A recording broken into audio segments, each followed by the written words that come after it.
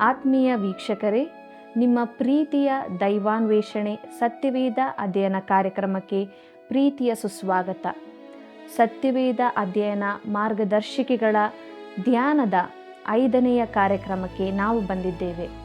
ಇಂದು ನಾವು ಪ್ರಕಾಶ ಮತ್ತು ಅರ್ಥೈಸುವಿಕೆ ಎಂಬ ವಿಷಯಗಳನ್ನು ತಿಳಿದುಕೊಳ್ಳಲಿರುವೆವು. ದೇವರ ಆತ್ಮನು ನಮ್ಮ ಮನಸ್ಸು ಹೃದಯಗಳನ್ನು ತೆರೆಯುವಂತೆ ಬೇಡಿಕೊಂಡು ದೇವರ ವಾಕ್ಯಗಳನ್ನು ಅಧ್ಯಯನ ಮಾಡಿ ಅದಕ್ಕೆ ವಿಧೇಯರಾಗೋಣ. ಬನ್ನಿರಿ, ನಮ್ಮ ಅಧ್ಯಯನವನ್ನು ಪ್ರಾರ್ಥನಾಪೂರ್ವಕವಾಗಿ ಪ್ರಾರಂಭಿಸೋಣ.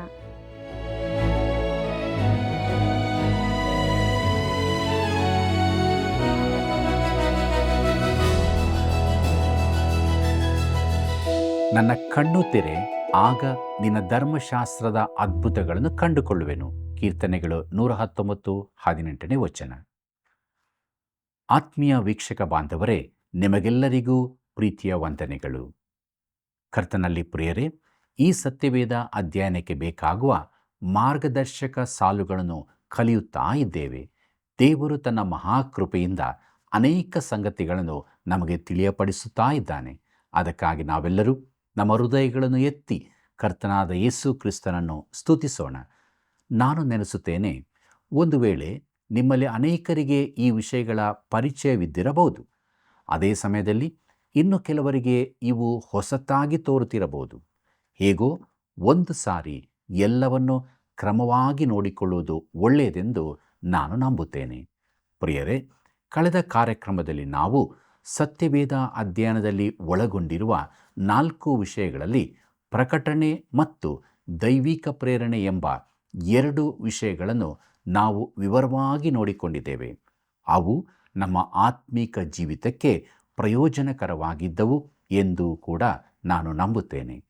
ಪ್ರಿಯ ದೇವಜನರೇ, ಈಗ ನಾವು ಸತ್ಯವೇದ ಅಧ್ಯಯನದಲ್ಲಿ ಒಳಗೊಂಡಿರುವ 3 ಮತ್ತು 4ನೇ ವಿಷಯಗಳನ್ನು ವಿವರವಾಗಿ ತಿಳಿದುಕೊಳ್ಳೋಣ. 3ನೇ ವಿಷಯವೇ ಪ್ರಕಾಶ ಅಥವಾ ಕಾಂತಿ ಎಂಬುದಾಗಿದೆ.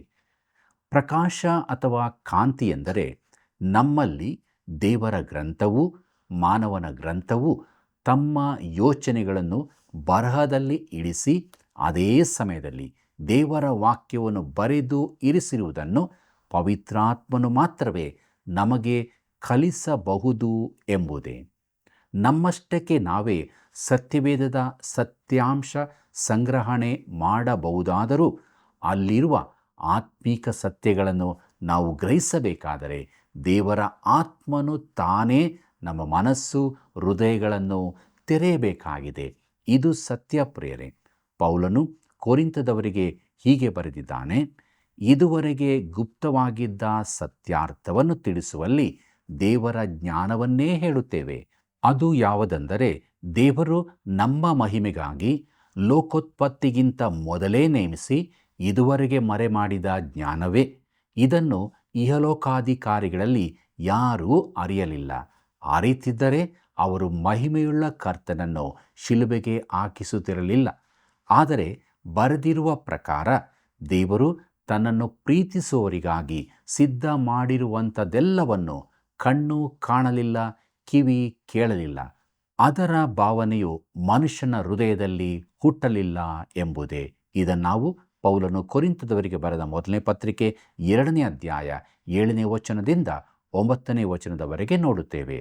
ಪ್ರಿಯರೇ, ನಮಗೆ ತಿಳಿದಿರುವ ಹೆಚ್ಚಿನ ಸಂಗತಿಗಳನ್ನು ನಾವು ಕೇಳಿ, ಓದಿ, ಇಲ್ಲವೇ ನಮ್ಮ ಯೋಚನೆಗಳ ಮೂಲಕ ತಿಳಿದಿರುವವುಗಳಾಗಿವೆ. ಆದರೆ ಕಣ್ಣು ಕಾಣದಿರುವ, ಕಿವಿ ಕೇಳದಿರುವ ಕೆಲವು ಸಂಗತಿಗಳಿವೆ ಎಂದು, ನಮ್ಮ ಮನಸ್ಸಿಗೆ ಒಳೆಯದಿರುವ ಕೆಲವು ಸಂಗತಿಗಳಿವೆ ಎಂದು ಪೌಲನು ಇಲ್ಲಿ ಹೇಳುತ್ತಿದ್ದಾನೆ. ಹಾಗಾದರೆ ನಾವದನ್ನು ಹೇಗೆ ಹೊಂದಿಕೊಳ್ಳಬಹುದು? ನಮಗಾದರೂ ದೇವರು ತನ್ನ ಆತ್ಮನ ಮೂಲಕ ಅದನ್ನು ಪ್ರಕಟಿಸಿದನು. ಆ ಆತ್ಮನು ಎಲ್ಲ ವಿಷಯಗಳನ್ನು, ದೇವರ ಅಗಾಧವಾದ ವಿಷಯಗಳನ್ನು ಕೂಡ ಪರಿಶೋಧಿಸುವನಾಗಿದ್ದಾನೆ ಎಂಬುದಾಗಿ ಪೌಲನು ಕೊರಿಂಥದವರಿಗೆ ಬರೆದ 1ನೇ ಪತ್ರಿಕೆ 2ನೇ ಅಧ್ಯಾಯ 10ನೇ ವಚನದಲ್ಲಿ ನೋಡುತ್ತೇವೆ. ಕರ್ತನಲ್ಲಿ ಪ್ರಿಯ ದೇವಜನರೇ, 9ನೇ ವಚನವನ್ನು ಅನೇಕ ಬಾರಿ ಶವ ಸಂಸ್ಕಾರಗಳಲ್ಲಿ ಓದಲಾಗುತ್ತದೆ. ಸತ್ತ ವ್ಯಕ್ತಿಗೆ ಈ ಲೋಕದಲ್ಲಿ ಹೆಚ್ಚಿನ ವಿಚಾರಗಳು ತಿಳಿದಿರುವುದಿಲ್ಲವೆಂದು ಸಭಾಪಾಲಕರ ಅಭಿಪ್ರಾಯವಾಗಿದೆ. ಆದರೆ ಈಗ ಅವನು ಮೊದಲು ತಿಳಿದಿರದ ಅನೇಕ ಸಂಗತಿಗಳನ್ನು ತಿಳಿಯುತ್ತಾನೆ. ಇದು ಸತ್ಯವಾಗಿರಬಹುದಾದರೂ ಪರಲೋಕದಲ್ಲಿ ನಮಗೆ ಅನೇಕ ಸಂಗತಿಗಳು ತಿಳಿಸಲ್ಪಡುತ್ತವೆ. ಪ್ರಿಯರೇ, ಈ ವಚನದ ಅರ್ಥ ಅದಲ್ಲ. ನಾವು ಶವ ಸಂಸ್ಕಾರದ ಸ್ಥಳಕ್ಕೆ ಹೋಗುವ ಮೊದಲೇ ನಾವು ಸಾಮಾನ್ಯವಾಗಿ ತಿಳಿಯಲಾಗದ ಅನೇಕ ವಿಚಾರಗಳು ನಮ್ಮ ಗಮನಕ್ಕೆ ಬರುತ್ತವೆ. ಪರಿಶುದ್ಧಾತ್ಮನೇ ನಮ್ಮ ಬೋಧಕನಾಗಿರಬೇಕು. ಕರ್ತನಾದ ಯೇಸು ತನ್ನ ಶಿಷ್ಯರನ್ನು ಹೀಗೆ ಕೇಳಿದನು, ಜನರು ನನ್ನ ವಿಷಯದಲ್ಲಿ ಏನು ಹೇಳುತ್ತಾರೆ ಎಂಬುದಾಗಿ. ಅವರೆಂದರು, ಕೆಲವರು ಹಾಗೆ, ಕೆಲವರು ಹೀಗೆ ಹೇಳುತ್ತಾರೆಂದು. ಈ ದಿನಗಳಲ್ಲಿ ಈ ಪ್ರಶ್ನೆಗೆ ಪ್ರತಿಯೊಬ್ಬರಿಂದಲೂ ಭಿನ್ನವಾದ ಉತ್ತರಗಳೇ ಸಿಗಬಹುದು. ಯೇಸುವಿನ ಕುರಿತು ಜನರಿಗೆ ವಿಧ ವಿಧವಾದ ಅಭಿಪ್ರಾಯಗಳಿರುತ್ತವೆ. ಬಳಿಕ ಆತನು ಶಿಷ್ಯರನ್ನು ಕೇಳಿದನು, ನೀವು ನನ್ನನ್ನು ಏನನ್ನುತ್ತೀರಿ ಎಂದು. ಸೀಮೋನ್ ಪೇತ್ರನು ಅದಕ್ಕೆ, ನೀನು ಬರಬೇಕಾಗಿರುವ ಕ್ರಿಸ್ತನು, ಜೀವಸ್ವರೂಪನಾದ ದೇವಕುಮಾರನು ಎಂದು ಉತ್ತರ ಕೊಟ್ಟನು. ಅದಕ್ಕೆ ಯೇಸು, ಯೋನನ ಮಗನಾದ ಸೀಮೋನನೇ, ನೀನು ಧನ್ಯನು. ಈ ಗುಟ್ಟು ನಿನಗೆ ತಿಳಿಸಿದವನು ನರ ಮನುಷ್ಯನಲ್ಲ, ಪರಲೋಕದಲ್ಲಿರುವ ನನ್ನ ತಂದೆಯೇ ತಿಳಿಸಿದನು ಎಂಬುದಾಗಿ. ಇದನ್ನು ನಾವು ಮತ್ತಾಯನ ಬರೆದ ಸುವಾರ್ತೆ 16ನೇ ಅಧ್ಯಾಯ 15ರಿಂದ 17ನೇ ವಚನದವರೆಗೆ ಓದುವಾಗ ನೋಡುತ್ತೇವೆ. ಪ್ರಿಯರೇ, ಸೀಮೋನ್ ಪೇತ್ರನಿಗೆ ಆ ಸತ್ಯವನ್ನು ಪ್ರಕಟಿಸಿದ ಆತನು ದೇವರೇ ಆಗಿದ್ದನು. ಮತ್ತು ಈ ದಿನಗಳಲ್ಲೂ ದೇವರ ವಾಕ್ಯವನ್ನು ನಿಜವಾಗಿ ತಿಳಿಯಬೇಕಾದರೆ ದೇವರೇ ಅದನ್ನು ನಮಗೆ ತೆರೆದು ಕೊಡಬೇಕಾಗಿದೆ. ಕರ್ತನಾದ ಯೇಸು ತನ್ನ ಪುನರುತ್ಥಾನದ ದಿನದಂದು ಎಮ್ಮಾವಿನ ದಾರಿಯಲ್ಲಿ ನಡೆದು ಹೋಗುತ್ತಿದ್ದ ಇಬ್ಬರ ಜೊತೆ ಸೇರಿಕೊಂಡನು. ಅವರೊಂದಿಗೆ ಮಾತನಾಡುತ್ತಾ ಆತನು, ನೀವು ಮಾರ್ಗದಲ್ಲಿ ಹೋಗುತ್ತಾ ಚರ್ಚಿಸಿ ಮಾತಾಡಿಕೊಳ್ಳುವ ಈ ಸಂಗತಿಗಳೇನು ಎಂದು ಕೇಳಲು ಅವರು ದುಃಖದ ಮುಖವುಳ್ಳವರಾಗಿ ನಿಂತರು. ಅವರಲ್ಲಿ ಕ್ಲೆಯೋಫನೆಂಬವನು ಆತನನ್ನು, ಯೆರೂಸಲೇಮಿಗೆ ಬಂದ ಪರಸ್ಥಳದವರೆಲ್ಲರಿಗೂ ಈ ದಿನಗಳಲ್ಲಿ ಅದರೊಳಗೆ ನಡೆದಿರುವ ಸಂಗತಿಗಳು ಗೊತ್ತಿರಲಾಗಿ ನಿನಗೆ ಮಾತ್ರ ಗೊತ್ತಿಲ್ಲವೋ ಎಂದು ಕೇಳಲು ಆತನು ಅವರನ್ನು, ಯಾವ ಸಂಗತಿಗಳು ಎಂದು ಕೇಳಿದನು. ಅದಕ್ಕೆ ಅವರು, ನಜರೇತಿನವನಾದ ಯೇಸುವಿನ ಸಂಗತಿಗಳೇ. ಆತನು ದೇವರ ಮುಂದೆ ಮತ್ತು ಮನುಷ್ಯರ ಮುಂದೆ ಕೃತ್ಯದಲ್ಲಿಯೂ ಮಾತಿನಲ್ಲಿಯೂ ಸಮರ್ಥನಾದ ಪ್ರವಾದಿಯಾಗಿದ್ದನು. ಆತನನ್ನು ಮಹಾಯಾಜಕರು, ನಮ್ಮ ಅಧಿಕಾರಿಗಳು ಮರಣದಂಡನೆಗೆ ಒಪ್ಪಿಸಿಕೊಟ್ಟು ಶಿಲುಬೆಗೆ ಹಾಕಿಸಿದರು ಎಂಬುದಾಗಿ. ಇದನ್ನು ನಾವು ಲೂಕನ ಬರೆದ ಸುವಾರ್ತೆ 24ನೇ ಅಧ್ಯಾಯ 17ನೇ ವಚನದಿಂದ 20ನೇ ವಚನದವರೆಗೆ ಓದುತ್ತೇವೆ. ಪ್ರಿಯರೇ, ನಾವು ನೆನಪಿಸಿಕೊಳ್ಳುವುದಾದರೆ ಈ ವಿಚಾರವಾಗಿ ಯೇಸು ಮುಂತಿಳಿಸಿದ್ದನು ಮತ್ತು ಅನೇಕ ವರ್ಷಗಳಿಂದಲೂ ಪ್ರವಾದನೆಗಳಲ್ಲಿ ಈ ಕುರಿತು ಬರೆಯಲ್ಪಟ್ಟಿತ್ತು. ಅವರು ತಮಗಿದ್ದ ನಂಬಿಕೆಯ ಕುರಿತು ಹೇಳಿದರು. ಏನೆಂದರೆ, ನಾವಾದರೂ ಇಸ್ರಾಯೇಲ್ ಜನರನ್ನು ಬಿಡಿಸತಕ್ಕವನು ಆತನೇ ಎಂದು ನಿರೀಕ್ಷಿಸಿಕೊಂಡಿದ್ದೆವು. ಇದು ಮಾತ್ರವಲ್ಲದೆ ಆ ಕಾರ್ಯಗಳು ನಡೆದು ಈ ಹೊತ್ತು 3ನೆಯ ದಿನ ಎಂಬುದಾಗಿ. ಇದನ್ನು ನಾವು ಲೂಕನ ಬರೆದ ಸುವಾರ್ತೆ 24ನೇ ಅಧ್ಯಾಯ 21ನೇ ವಚನದಲ್ಲಿ ಓದುತ್ತೇವೆ. ಮತ್ತು ಅವರು ಮುಂದುವರಿದು ತಮಗೆ ತಿಳಿದಿದ್ದ ಹಾಗೂ ಸ್ತ್ರೀಯರು ಹೇಳಿದ ಮಾತುಗಳನ್ನೂ ಹೇಳಿದರು. ಅದೇನೆಂದರೆ, ನಮ್ಮ ಸಂಗಡ ಇದ್ದವರಲ್ಲಿ ಕೆಲವರು ಸಮಾಧಿಗೆ ಹೋಗಿ ಆ ಸ್ತ್ರೀಯರು ಹೇಳಿದ ಪ್ರಕಾರವೇ ಕಂಡರು, ಆತನನ್ನು ಮಾತ್ರ ಕಾಣಲಿಲ್ಲ ಎಂದು ಹೇಳಿದರು ಎಂಬುದಾಗಿ. ಇದನ್ನು ಲೂಕನ ಬರೆದ ಸುವಾರ್ತೆ 24ನೇ ಅಧ್ಯಾಯ 24ನೇ ವಚನದಲ್ಲಿ ಓದುತ್ತೇವೆ. ಪ್ರಿಯರೇ, ಅವರ ನಿರೀಕ್ಷೆಗಳು ಮಂಕಾದವು, ಹೃದಯಗಳಲ್ಲಿ ಕತ್ತಲೆ ತುಂಬಿತ್ತು. ಈಗ ಕರ್ತನಾದ ಯೇಸುವಿನ ಮಾತುಗಳನ್ನು ಕೇಳಿರಿ. ಆತನಂದನು, ಎಲ್ಲ ಬುದ್ಧಿಯಿಲ್ಲದವರೇ, ಪ್ರವಾದಿಗಳು ಹೇಳಿದ್ದೆಲ್ಲವನ್ನು ನಂಬುವುದರಲ್ಲಿ ಮಂದ ಹೃದಯರೇ, ಕ್ರಿಸ್ತನು ಇಂಥ ಶ್ರಮೆಗಳನ್ನು ಅನುಭವಿಸಿ ತನ್ನ ಮಹಾಪದವಿಗೆ ಸೇರುವುದು ಅಗತ್ಯವಾಗಿತ್ತಲ್ಲವೇ ಎಂದು ಹೇಳಿ, ಮೋಶೆಯ ಮತ್ತು ಎಲ್ಲ ಪ್ರವಾದಿಗಳ ಗ್ರಂಥಗಳು ಮೊದಲುಗೊಂಡು ಸಮಸ್ತ ಗ್ರಂಥಗಳಲ್ಲಿ ತನ್ನ ವಿಷಯವಾಗಿರುವ ಸೂಚನೆಗಳನ್ನು ಅವರಿಗೆ ವಿವರಿಸಿದನು ಎಂಬುದಾಗಿ. ಲೂಕನ ಬರೆದ ಸುವಾರ್ತೆ 24ನೇ ಅಧ್ಯಾಯ 25ನೇ ವಚನದಿಂದ 27ನೇ ವಚನದವರೆಗೆ ಓದುವಾಗ ಇದನ್ನು ನಾವು ನೋಡುತ್ತೇವೆ. ಪ್ರಿಯರೇ, ಇದನ್ನು ಆಲಿಸುವಾಗ ಆ ದಿನದಲ್ಲಿ ನೀನು ಕೂಡ ಅಲ್ಲಿ ಇರಬೇಕಿತ್ತು ಎಂದು ಬಯಸುವುದಿಲ್ಲವೋ? ಆತನು ಹಳೆ ಒಡಂಬಡಿಕೆಯಲ್ಲಿ ತನ್ನ ಕುರಿತಾಗಿ ಹೇಳಿದ ಸಂಗತಿಗಳನ್ನು ವಿವರಿಸಿದಾಗ ಕೇಳಬೇಕಿತ್ತೆಂದು ಅನಿಸುವುದಿಲ್ಲವೋ? ಅವರು ಊಟಕ್ಕೆ ಕೂತಿರುವಾಗ ತನ್ನನ್ನು ಅವರಿಗೆ ಪರಿಚಯಪಡಿಸಿಕೊಂಡ ಬಳಿಕ ಅವರು ಹೀಗೆ ಹೇಳಿದರು, ಆತನು ದಾರಿಯಲ್ಲಿ ನಮ್ಮ ಸಂಗಡ ಮಾತಾಡಿದಾಗಲೂ ಗ್ರಂಥಗಳ ಅರ್ಥವನ್ನು ನಮಗೆ ಬಿಚ್ಚಿ ಹೇಳಿದಾಗಲೂ ನಮ್ಮ ಹೃದಯವು ನಮ್ಮಲ್ಲಿ ಕುದಿಯಿತಲ್ಲವೇ ಎಂಬುದಾಗಿ. ಲೂಕನ ಬರೆದ ಸುವಾರ್ತೆ 24ನೇ ಅಧ್ಯಾಯ 32ನೇ ವಚನದಲ್ಲಿ ಇದನ್ನು ನಾವು ನೋಡುತ್ತೇವೆ. ಪ್ರೀತಿಯುಳ್ಳ ಸಹೋದರ ಸಹೋದರಿಯರೇ, ನಾವು ಬೇರೆಲ್ಲ ಗ್ರಂಥಗಳಿಗಿಂತ ವಿಭಿನ್ನವಾದ ಗ್ರಂಥವೊಂದನ್ನು ಅಧ್ಯಯನ ಮಾಡುತ್ತಿದ್ದೇವೆ. ಸತ್ಯವೇದವು ದೈವ ಪ್ರೇರಿತವೆಂದು ನಾನು ನಂಬುವುದು ಮಾತ್ರವಲ್ಲದೆ, ದೇವರಾತ್ಮನು ನಿನ್ನ ಹೃದಯವನ್ನು ತೆರೆದು ಅದನ್ನು ನಿನಗೆ ನಿಜವನ್ನಾಗಿ ಮಾಡದಿದ್ದರೆ ಅದು ನಿನಗೆ ಮುಚ್ಚಿದ ಪುಸ್ತಕವಾಗಿರುತ್ತದೆ. ನಂತರ ಯೇಸು ಯೆರೂಸಲೇಮಿಗೆ ತಿರುಗಿ ಬಂದಾಗ ಆತನು ಅವರಿಗೆ ಬೋಧಿಸುವುದನ್ನು ಮುಂದುವರಿಸಿ ಹೀಗೆ ಹೇಳಿದನು, ಏನೆಂದರೆ, ನಾನು ಇನ್ನೂ ನಿಮ್ಮ ಸಂಗಡ ಇದ್ದಾಗ ಇದೆಲ್ಲ ನಿಮಗೆ ತಿಳಿಸಲಿಲ್ಲವೇ? ನನ್ನ ವಿಷಯವಾಗಿ ಮೋಶೆಯ ಧರ್ಮಶಾಸ್ತ್ರದಲ್ಲಿಯೂ ಪ್ರವಾದಿಗಳ ಗ್ರಂಥಗಳಲ್ಲಿಯೂ ಕೀರ್ತನೆಗಳಲ್ಲಿಯೂ ಬರೆದಿರುವುದೆಲ್ಲ ನೆರವೇರುವುದು ಅಗತ್ಯವೆಂದು ನಿಮಗೆ ಹೇಳಲಿಲ್ಲವೇ ಅಂದನು ಎಂಬುದಾಗಿ ಲೂಕನ ಬರೆದ ಸುವಾರ್ತೆ 24ನೇ ಅಧ್ಯಾಯ 44ನೇ ವಚನದಲ್ಲಿ ಓದುತ್ತೇವೆ. ಪ್ರಿಯರೇ, ಆತನು ನಿಮ್ಮ ಬುದ್ಧಿಯನ್ನು ಬೆಳಗಿಸದಿದ್ದರೆ ನೀವು ಅವುಗಳನ್ನು ತಿಳಿಯುವುದಕ್ಕಾಗುವುದಿಲ್ಲ. ಆದ್ದರಿಂದಲೇ ನಮ್ಮ ಬುದ್ಧಿ ಮಟ್ಟ ಎಷ್ಟೇ ಹೆಚ್ಚಿನದಾಗಿದ್ದರೂ, ನಮಗೆ ಎಷ್ಟೇ ವಿದ್ಯೆ ಇದ್ದರೂ ನಾವು ದೀನತೆಯೊಂದಿಗೆ ಈ ಗ್ರಂಥವನ್ನು ಅಧ್ಯಯನ ಮಾಡಬೇಕು.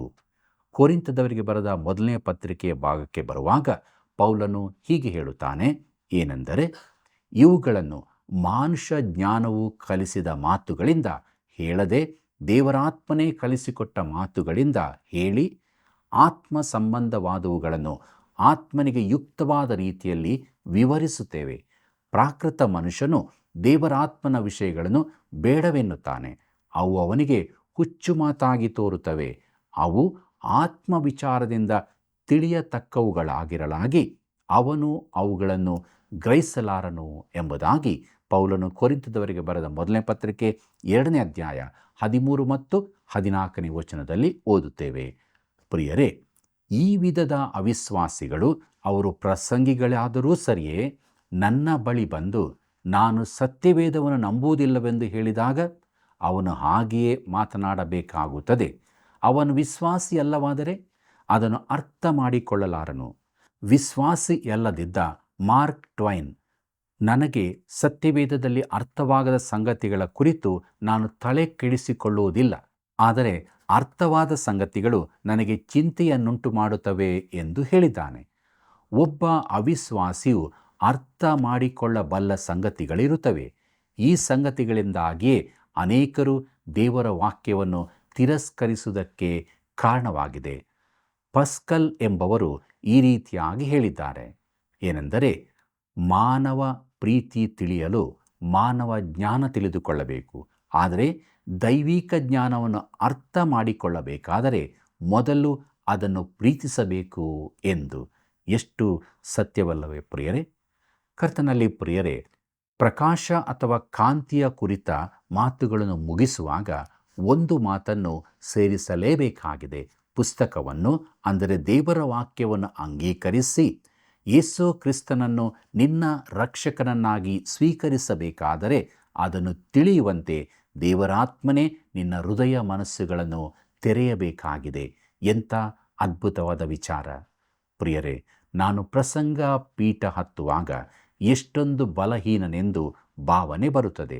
ನನ್ನನ್ನು ನಂಬಿರಿ, ನಾನು ಯಾರನ್ನೂ ಪರಿವರ್ತಿಸುವುದಕ್ಕೆ ಸಾಧ್ಯವಿಲ್ಲ. ನಾನು ಬಲಹೀನನೆಂದು ನೆನೆಸುವಾಗಲೇ ಬಲವುಳ್ಳವನೆಂದು ಭಾವಿಸುತ್ತೇನೆ. ಅದು ನನ್ನ ಬಲವಲ್ಲ. ದೇವರಾತ್ಮನು ನನ್ನಲ್ಲಿನ ಜೀವರಹಿತ ಮಾತುಗಳನ್ನು ನಿಜವನ್ನಾಗಿಯೂ ಜೀವವುಳ್ಳದನ್ನಾಗಿಯೂ ಮಾಡಬಲ್ಲವನಾಗಿದ್ದಾನೆ. ದೇವರಿಗೆ ಮಹಿಮೆಯಾಗಲಿ. ಮುಂದಕ್ಕೆ ನಾವು ಅರ್ಥೈಸುವಿಕೆ ಎಂಬ ವಿಚಾರವನ್ನು ನೋಡೋಣ. ಪ್ರಿಯರೇ, ಅರ್ಥೈಸುವಿಕೆ ಎಂದರೆ ನಾನು ನೀನು ದೇವರ ವಾಕ್ಯಕ್ಕೆ ಕೊಡುವ ವಿವರಣೆಯಾಗಿದೆ. ಈ ಕಾರಣದಿಂದಾಗಿಯೇ ಬಹಳಷ್ಟು ಸಭೆಗಳಲ್ಲಿ ಜ್ಞಾನವುಳ್ಳ ಬೋಧಕರಿದ್ದು ಅವರೆಲ್ಲರೂ ತಮಗೆ ತೋಚಿದ ಅರ್ಥ ವಿವರಣೆ ಕೊಡುತ್ತಾರೆ. ಒಮ್ಮತವಿಲ್ಲವಾದರೆ ಯಾರಾದರೊಬ್ಬರ ಅಭಿಪ್ರಾಯ ತಪ್ಪೆಂದು ತಿಳಿಯಬಹುದು. ಮುಂದಕ್ಕೆ ದೇವರ ವಾಕ್ಯದ ವಿಷಯದಲ್ಲಿನ ಉದ್ದೇಶಗಳನ್ನು ನಾವು ತಿಳಿದುಕೊಳ್ಳೋಣ. ಅದರಲ್ಲಿ ಮೊದಲನೆಯದು, ಸತ್ಯವೇದದ ಸಾಮಾನ್ಯ ಉದ್ದೇಶವೇನೆಂಬುದನ್ನು ಗ್ರಹಿಸಿಕೊಳ್ಳಬೇಕು. ಆದ್ದರಿಂದಲೇ ನಾವು ಅದೆಲ್ಲವನ್ನು ಕಲಿಸುತ್ತೇವೆ. ಯಾಕಂದರೆ ಸತ್ಯವೇದದ ಯಾವುದೇ ವಚನದ ವಿಚಾರದಲ್ಲಾದರೂ ನಿರ್ದಿಷ್ಟ ತೀರ್ಮಾನಕ್ಕೆ ಬರಬೇಕಾದರೆ ಎಲ್ಲ ವಿಚಾರವನ್ನು ತಿಳಿದಿರಬೇಕಾಗುತ್ತದೆ. ಒಂದು ವಿಷಯದ ಕುರಿತಾದ ಎಲ್ಲ ವಚನಗಳನ್ನು ನಾವು ಗಮನಿಸಿಕೊಳ್ಳಬೇಕಾಗಿದೆ. ಎರಡನೇದಾಗಿ, ವಾಕ್ಯವು ಯಾರನ್ನು ಉದ್ದೇಶಿಸಿದೆ ಎಂಬುದನ್ನು ತಿಳಿದುಕೊಳ್ಳಬೇಕು. ಉದಾಹರಣೆಗೆ, ದೇವರು ಯೆಹೋಶುವನಿಗೆ ಹೇಳಿದನು, ನೀನು ಈಗ ಎದ್ದು ಸಮಸ್ತ ಪ್ರಜಾಸಹಿತವಾಗಿ ಈ ಯೋರ್ದಾನ್ ಹೊಳೆಯನ್ನು ದಾಟಿ ನಾನು ಇಸ್ರಾಯೇಲರಿಗೆ ಕೊಡುವ ದೇಶಕ್ಕೆ ಹೋಗು ಎಂಬುದಾಗಿ. ಯೆಹೋಶುವನ ಪ್ರವಾದನೆ ಗ್ರಂಥ 1ನೇ ಅಧ್ಯಾಯ 2ನೇ ವಚನದಲ್ಲಿ ಇದನ್ನು ನಾವು ನೋಡುತ್ತೇವೆ. ಒಬ್ಬರು ದೇವಸೇವಕರು ತಮ್ಮ ಅನುಭವವನ್ನು ಈ ರೀತಿಯಾಗಿ ಹೇಳಿದ್ದಾರೆ. ನಾನು ಯೆರೂಸಲೇಮಿಗೆ ಭೇಟಿ ನೀಡಿದಾಗ ನಾನು ಯೋರ್ದಾನ್ ಹೊಳೆಯನ್ನು ದಾಟಿದ್ದೆ, ಆದರೆ ಅದನ್ನು ಸತ್ಯವೇದ ವಚನ ನೆರವೇರಿಸುವುದಕ್ಕಾಗಿ ಮಾಡಲಿಲ್ಲ. ಕೊನೆಗೂ ನಾನು ದೇವರಿಗೆ ವಿಧೇಯನಾದೆ, ಯೋರ್ದಾನನ್ನು ದಾಟಿದೆ ಎಂದು ಹೇಳಲಿಲ್ಲ. ಆ ವಚನವನ್ನು ನಾನು ಓದುವಾಗ ದೇವರು ಅದನ್ನು ಯೆಹೋಶುವನಿಗೆ ಹೇಳಿದನೆಂಬುದು ನನಗೆ ತಿಳಿದಿದೆ. ಆದರೆ ಅದರಲ್ಲಿ ನನಗೆ ಅದ್ಭುತವಾದ ಪಾಠ ಕಲಿಯಲಿಕ್ಕಿರುತ್ತದೆ ಎಂಬುದಾಗಿ. ಪ್ರಿಯರೇ, ಸತ್ಯವೇದದ ಎಲ್ಲ ವಚನಗಳು ನನಗೆ ಹೇಳಲ್ಪಟ್ಟವುಗಳಲ್ಲ, ಆದರೆ ಅದು ನನಗೆ ಪಾಠ ಕಲಿಸಬಹುದು. ಈ ಪ್ರಾಮುಖ್ಯ ನಿಯಮವನ್ನು ಮನಸ್ಸಿನಲ್ಲಿಟ್ಟುಕೊಳ್ಳಬೇಕು. ಮೂರನೇದಾಗಿ, ಪ್ರತಿ ವಚನದ ಹಿಂದಿನ ಹಾಗೂ ಮುಂದಿನ ಸಂದರ್ಭಗಳನ್ನು ಗಮನಿಸಿಕೊಳ್ಳಬೇಕು. ಈ ಭಾಗ ಯಾವುದರ ಕುರಿತಾಗಿ ಮಾತನಾಡುತ್ತದೆ? ಇದೇ ಪ್ರಸ್ತಾಪದ ಕುರಿತು ಸತ್ಯವೇದದಲ್ಲಿನ ಬೇರಾವ ಭಾಗಗಳು ತಿಳಿಸುತ್ತವೆ ಎಂಬುದಾಗಿ.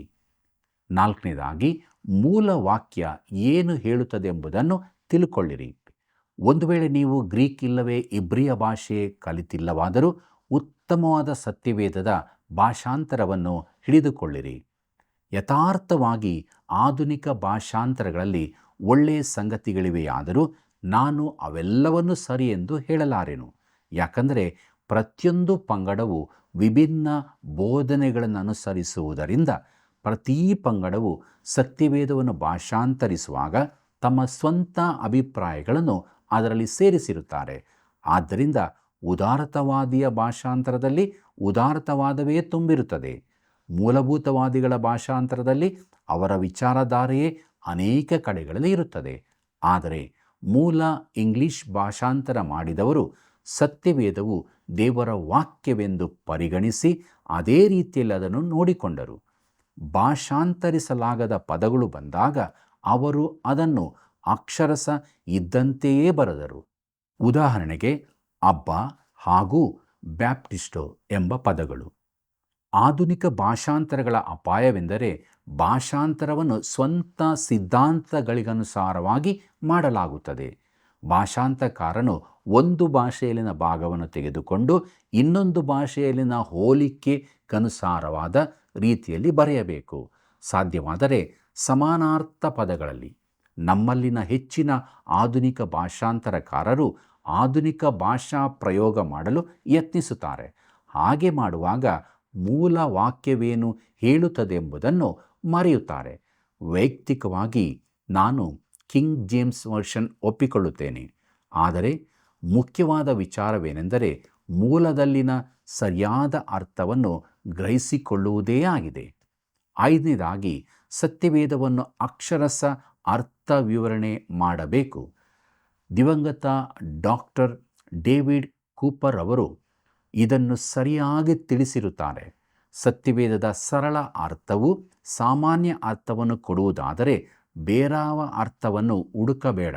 ಆದ್ದರಿಂದ ಪ್ರತಿಯೊಂದು ಪದವನ್ನು ಅದರ ಅಕ್ಷರಶ ಅರ್ಥದಂತೆ, ಸಾಮಾನ್ಯ ಅರ್ಥದಂತೆ ತೆಗೆದುಕೋ. ಒಂದು ವೇಳೆ ಅದಕ್ಕೆ ಸಂಬಂಧಿಸಿದ ಭಾಗಗಳಾಗಲಿ, ಅದರ ಸನ್ನಿವೇಶ ಸಂದರ್ಭಗಳಾಗಲಿ, ಮೂಲ ಸತ್ಯಗಳಾಗಲಿ ಬೇರೆ ಅರ್ಥ ಕೊಡದಿದ್ದರೆ ಎಂಬುದಾಗಿ. ನನ್ನ ಪ್ರಿಯ ದೇವಜನರೇ, ಸತ್ಯವೇದ ಅಧ್ಯಯನ ಕುರಿತು ಹಲವು ಸಂಗತಿಗಳನ್ನು ತಿಳಿದುಕೊಳ್ಳುತ್ತಾ ಬಂದಿದ್ದೇವೆ. ಇವುಗಳ ಮೂಲಕ ದೇವರ ಆತ್ಮನು ನಮ್ಮನ್ನು ವಿಶೇಷವಾದ ರೀತಿಯಲ್ಲಿ ಮುಟ್ಟಿದ್ದಾನೆ ಎಂಬುದಾಗಿ ನಾನು ನಂಬುತ್ತೇನೆ. ಪ್ರಿಯರೇ, ದೇವರ ಬಾಯಿಂದ ಹೊರಟ ಆತನ ವಾಕ್ಯವು ತನಗೆ ನೇಮಿಸಲ್ಪಟ್ಟ ಕೆಲಸವನ್ನು ಮುಗಿಸಿಯೇ ಅದು ಹಿಂದಿರುಗುವಂಥದ್ದಾಗಿದೆ. ಈ ವಿಷಯವನ್ನು ದೇವರು ತಾನೇ ಬಹು ಸುಂದರವಾಗಿ ಯೆಶಾಯನ ಪ್ರವಾದನೆ ಗ್ರಂಥ 55ನೇ ಅಧ್ಯಾಯ 10 ಮತ್ತು 11ನೇ ವಚನಗಳಲ್ಲಿ ಹೇಳಿರುತ್ತಾನೆ. ಅಲ್ಲಿ ಹೀಗೆ ಓದುತ್ತೇವೆ: ಯೆಹೋವನು ಹೀಗನ್ನುತ್ತಾನೆ, ಮಳೆಯೂ ಹಿಮವು ಆಕಾಶದಿಂದ ಬಿದ್ದು ಭೂಮಿಯನ್ನು ತೋಯಿಸಿ ಹಸಿರುಗೊಳಿಸಿ ಫಲಿಸುವಂತೆ ಮಾಡಿ ಬಿತ್ತುವವನಿಗೆ ಬೀಜವನ್ನು ಉಣ್ಣುವವನಿಗೆ ಆಹಾರವನ್ನು ಒದಗಿಸಿದ ಹೊರತು ಹೇಗೆ ಆಕಾಶಕ್ಕೆ ಸುಮ್ಮನೆ ಹಿಂದಿರುಗುವುದಿಲ್ಲವೋ ಹಾಗೇ ನನ್ನ ಬಾಯಿಂದ ಹೊರಟ ಮಾತು ನನ್ನ ಇಷ್ಟಾರ್ಥವನ್ನು ನೆರವೇರಿಸಿ ನಾನು ಉದ್ದೇಶಿಸಿದ್ದನ್ನು ಕೈಗೂಡಿಸಿದ ಹೊರತು ನನ್ನ ಕಡೆಗೆ ವ್ಯರ್ಥವಾಗಿ ಹಿಂದಿರುಗುವುದಿಲ್ಲ ಎಂಬುದಾಗಿ. ನನ್ನ ಪ್ರಿಯರೇ, ದೇವರು ಯಾಕೆ ನಮಗೆ ತನ್ನ ವಾಕ್ಯಗಳನ್ನು ಕೊಟ್ಟಿದ್ದಾನೆ? ಆತನು ನಮ್ಮನ್ನು ಹೆಚ್ಚಾಗಿ ಪ್ರೀತಿಸುವುದರಿಂದಲೇ. ಒಬ್ಬ ದೈವ ಸೇವಕರು ಸತ್ಯವೇದವನ್ನು ದೇವರು ಮಾನವನಿಗೆ ನೀಡಿರುವ ಪ್ರೇಮ ಪತ್ರ ಎಂಬುದಾಗಿ ಕರೆದಿದ್ದಾರೆ. ಇದು ಎಷ್ಟು ಸತ್ಯವಾದ ಮಾತಾಗಿದೆ ಅಲ್ಲವೇ? ಆದುದರಿಂದ ಸತ್ಯವೇದವನ್ನು ಒಂದು ಪ್ರೇಮ ಪತ್ರದಂತೆ ಪೂರ್ತಿಯಾಗಿ ಓದೋಣ. ಅದನ್ನು ರಸ್ತೆ ನಕ್ಷೆಯೋ ಎಂಬಂತೆ ಅದರಿಂದ ಸಲಹೆಯನ್ನು ಕೇಳೋಣ. ಪಠ್ಯ ಪುಸ್ತಕದಂತೆ ಅತಿ ಜಾಗರೂಕತೆಯಿಂದ ಅದನ್ನು ಅಭ್ಯಾಸಿಸೋಣ. ಸೈನ್ಯದ ಆದೇಶದಂತೆ ಅದಕ್ಕೆ ನ್ಯಾಯ ನಿಷ್ಠೆಯಿಂದ ವಿಧೇಯರಾಗೋಣ. ಪ್ರೀತಿಯುಳ್ಳ ಸಹೋದರ ಸಹೋದರಿಯರೇ, ದೇವರ ವಾಕ್ಯ ಹೇಳಿದ ಹಾಗೆ ನಮ್ಮ ಜೀವಿತವನ್ನು ಅದಕ್ಕೆ ವಿಧೇಯರಾಗಿ ಜೀವಿಸುವುದಕ್ಕೆ ಸಿದ್ಧಪಡಿಸಿಕೊಳ್ಳೋಣ. ಪ್ರಾರ್ಥನೆ ಮಾಡೋಣ.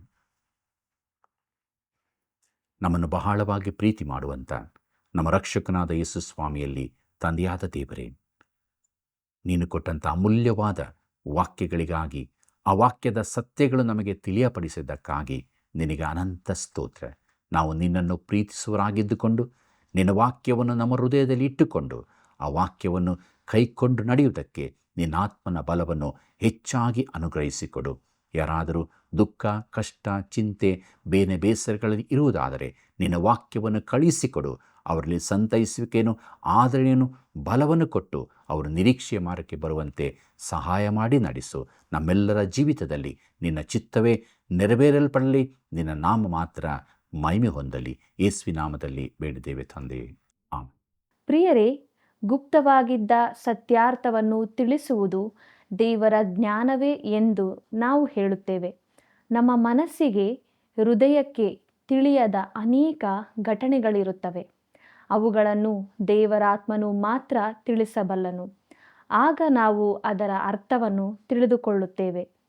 ಆದುದರಿಂದ ಪ್ರಿಯ ವೀಕ್ಷಕರೇ, ದೇವರ ಸಹಾಯದಿಂದ ಆತನ ಮಾತಿನ ಅರ್ಥವನ್ನು ಅರಿತುಕೊಂಡು ಹೃದಯದಲ್ಲಿ ದೇವಾಜ್ಞಾನ ಪ್ರಭಾವದ ಪ್ರಕಾಶವನ್ನು ಹೊಂದಿದವರಾಗಿರೋಣ.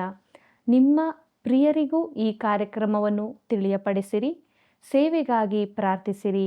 ಹಿಂದೆ ಕರೆ ಮಾಡಿರಿ. ಕರ್ತನ ಕೃಪೆಯು ಸದಾ ನಿಮ್ಮ ಸಂಗಡ ಇರಲಿ.